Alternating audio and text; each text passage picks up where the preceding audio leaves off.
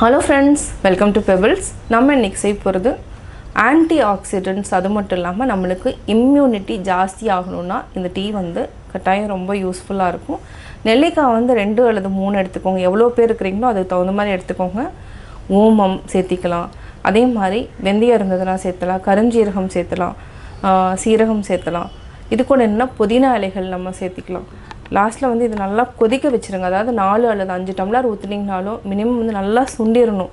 அப்போ தான் வந்து நம்மளுக்கு வந்து இம்யூனிட்டி நிறையா கிடைக்கும். அந்த எசன்ஸ் இறங்கிட்டு வாங்க எப்படி செய்கிறதுன்னு பார்க்கலாம். நம்ம இன்றைக்கி செய்ய போகிறது என்னென்னு பார்த்தீங்கன்னா நெல்லிக்காய் டீ. என்ன நெல்லிக்காய் டீ சொல்கிறேன்னு பார்க்குறீங்களா? நெல்லிக்காய் டீயில் நிறையா சத்துக்கள் இருக்குது. அதாவது ஆன்டி ஆக்சிடென்ட் வந்து நிறையா இருக்குது. நம்ம 2 நெல்லிக்காய் எடுத்துக்கலாங்க. இது கூடவே இஞ்சி எடுத்துக்கலாம். இஞ்சி ஒரு துண்டு எடுத்துக்கலாம். நான் இன்றைக்கி செய்கிறது வந்து 2 பேத்துக்கு அளவாக தான் நான் செய்ய போகிறேன். இது கூட புதினா இலைகளும் நம்ம சேர்த்துக்கலாம். வயிற்றில் இருக்கிற பூச்சி அழிக்கக்கூடிய தன்மை இருக்குது. இது பார்த்திங்கன்னா ஃபுல்லாகவே மருத்துவ குணங்கள் உள்ள பொருள்கள் தான் நம்ம போட்டு செய்ய போகிறோம். இதுக்கு முன்னாடி ஒரு 3 டம்ளர் அளவுக்கு தண்ணி எடுத்துக்கலாங்க. இதை வந்து 2 டம்ளர் அளவுக்கு நல்லா சுண்டணும். 3 டம்ளர் எடுத்துகிட்டு ஃபஸ்ட்டு இஞ்சி எடுத்து நல்லா தட்டிக்கலாம். இஞ்சியை தட்டிட்டு இந்த தண்ணி கூட நம்ம ஆட் பண்ணிக்கலாம். புதினா இலைகளை அப்படியே ஆட் பண்ணிக்கலாம். அடுத்தது நெல்லிக்காயை 2 நெல்லிக்காயை நம்ம தட்டி அப்படியே ஆட் பண்ணிக்கலாங்க.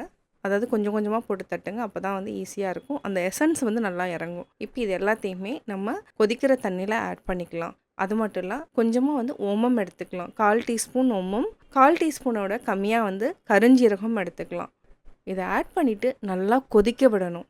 இப்போ நல்லா கொதிக்க ஆரம்பிச்சிருச்சு. இது எப்படி இருக்கும்னா டேஸ்ட் பார்த்திங்கன்னா கொஞ்சம் லைட்டாக ஸ்வீட்டாகவும் இருக்கும், ஓமனோட டேஸ்ட் இருக்கும், அது மட்டும் இல்லாமல் புதினானோட டேஸ்ட் இருக்கும், இந்தியனோட டேஸ்ட். இது வந்து ஒரு வித்தியாசமான சுவை இருக்கும். சாப்பிட்றப்ப வந்து என்னென்னா குழந்தைகளுக்கெல்லாம் பிடிக்காது. பட் ஆனால் இது வந்து இந்த தண்ணி வந்து குடிக்க என்னென்னா அதாவது இம்யூனிட்டி வந்து பூஸ்ட் ஆகிட்டே வரும். அதான் வந்து ரொம்ப ரொம்ப இம்பார்ட்டன்ட். இப்போ நல்லா கொதிச்சிருச்சு. தண்ணி வந்து நல்லா சுண்டிகிட்டே இருக்குது பாருங்கள். அதாவது மினிமம் வந்து ஒரு 15 மினிட்ஸாவது நீங்கள் நல்லா கொதிக்க வைக்கணும். கொதிச்சதுக்கப்புறம் இப்போ ஆஃப் பண்ணிக்கலாம். ஆஃப் பண்ணிவிட்டு இப்போ வந்து வடித்து எடுத்துக்கலாம். நம்ம 3 டம்ளர் தண்ணிக்கு 2 டம்ளர் அளவுக்கு தான் கிடச்சிருக்கு. இப்போது நெல்லிக்காய் டீ ரெடி ஆகிடுச்சு. இதை வந்து என்னென்னா நீங்கள் தேன் ஊற்றி சாப்பிட்டிங்கன்னா அந்தளவுக்கு டேஸ்ட் இருக்காது. சால்ட்டு போட்டு சாப்பிட்டிங்கன்னா கொஞ்சம் நல்லாயிருக்கும். அதாவது இன்னும் குடிக்கிற மாதிரி இருக்கும். சுவையான நெல்லிக்காய் டீ ரெடி. நெல்லிக்காய் டீ எப்படி செஞ்சுங்கிறத பார்த்தீங்க. இது ரொம்ப அதாவது என்னன்னா ரொம்ப சத்தானது. இம்யூனிட்டி வந்து நல்லா பூஸ்ட் பண்ணி கொடுக்கும். நீங்கள் ட்ரை பண்ணி பாருங்கள். பார்த்துட்டு உங்களுடைய கமெண்ட்ஸ் எனக்கு சொல்லுங்கள். லைக் பண்ணுங்கள், ஷேர் பண்ணுங்கள், மறக்காமல் சப்ஸ்கிரைப் பண்ணுங்கள்.